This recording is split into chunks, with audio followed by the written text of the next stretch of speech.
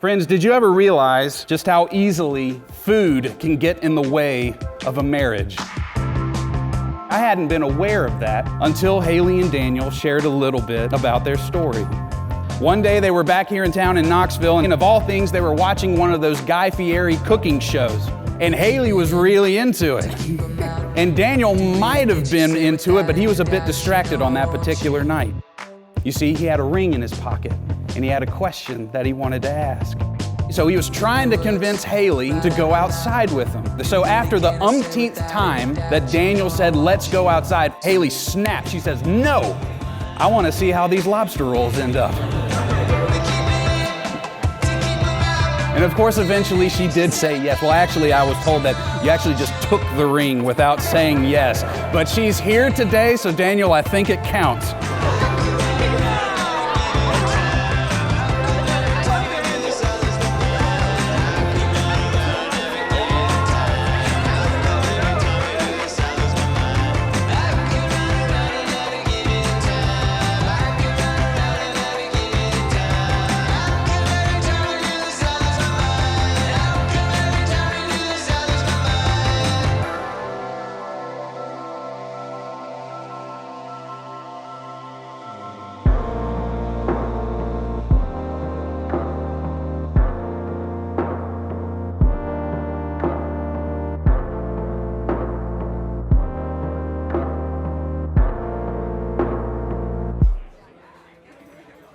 It's something that the Apostle Paul had some experience with.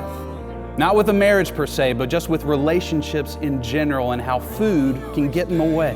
The Apostle Paul was writing to a church that was splintering over social practices, and in particular, one about food. And that is a whole long story of history of the church in Corinth, but the very short version is that Paul said, the food's not the issue.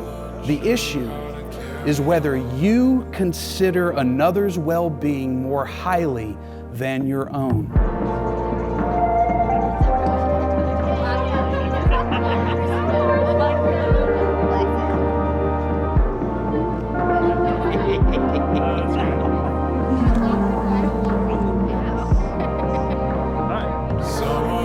Now, what does this have to do with marriage? It's because in Christian marriage, it's not just a statement of strong, romantic love for another person. It is about two becoming one. Oh my gosh. It's making a commitment or making a vow before God, before your family and friends, a vow to each other that the very selflessness, the very sacrificial love that Christ showed for us is what you would show for another person.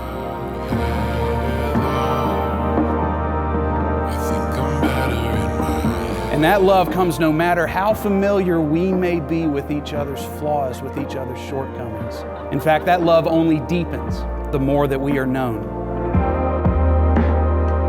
Friends, I believe that tonight we are blessed to have a glimpse of such a love between Haley and Daniel. For those are the vows that they have been preparing to make to each other. But not just that, their love has deepened the more that they have known each other. I love the way that shined through when they shared with me a little bit about their relationship. I love how Daniel once shared, you know, I can be a bit of a weirdo, but I can be weird in front of Haley. And I loved how Haley shared that even though she can value time to herself, she said, being with Daniel doesn't make me want to scream. The more they know each other, the more they love each other.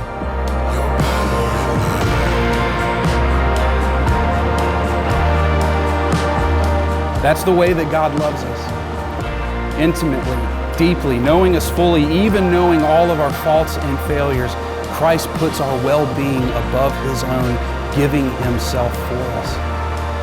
And friends, that's what we are bearing witness to tonight.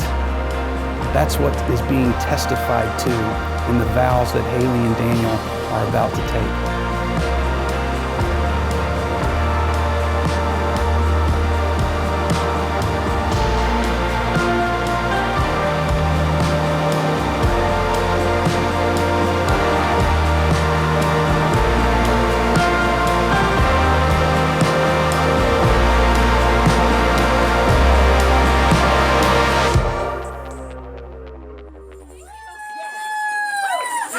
We're